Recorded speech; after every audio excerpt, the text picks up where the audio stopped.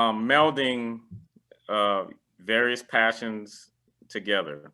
Your love for board games, your love for history, led to the creation of the Black Wall Street board game. Just talk about how that idea just came to fruition when you was Yeah, like, oh wow, there's a community in Tulsa, Oklahoma, with a cluster of black-owned businesses that yeah. was tragically snatched away from us.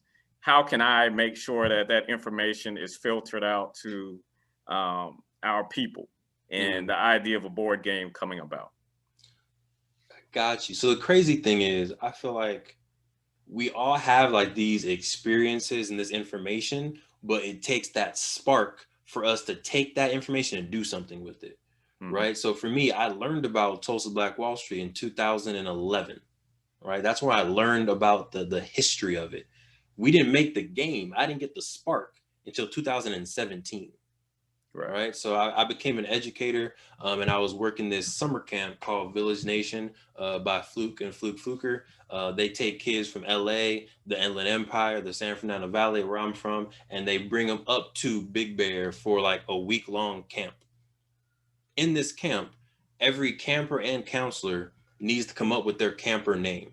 Right. So Latroy, you can think about what your camper name might be. But the point of it is you want to remove yourself from any potential trauma you have from your family, from your neighborhood. Sometimes names are just kind of put on us and people give us nicknames growing up and we didn't choose that nickname, right? So you're able to go to this camp and choose, you can be King, Iron Man, Batman, Black Panther, whatever you want to be called. My name I chose was Black Wall Street, Right. right?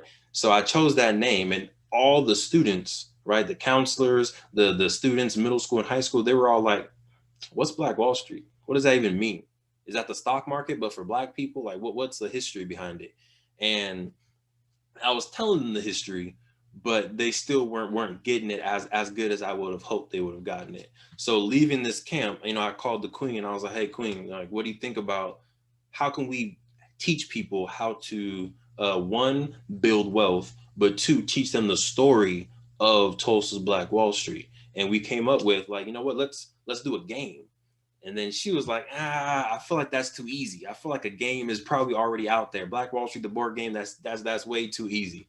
But we looked it up, and Latroy, the stuff that we saw online for Black Wall Street or Black Monopoly was Hmm. all like, go to jail, baby mama Oh, drama, selling wow. drugs, all stuff that, unfortunately has been a part of our possible experiences, but I don't think is a part of our fabric of our identity. The fabric Right. of our culture isn't those experiences. Those are the stereotypes and those are things that we've had to do sometimes.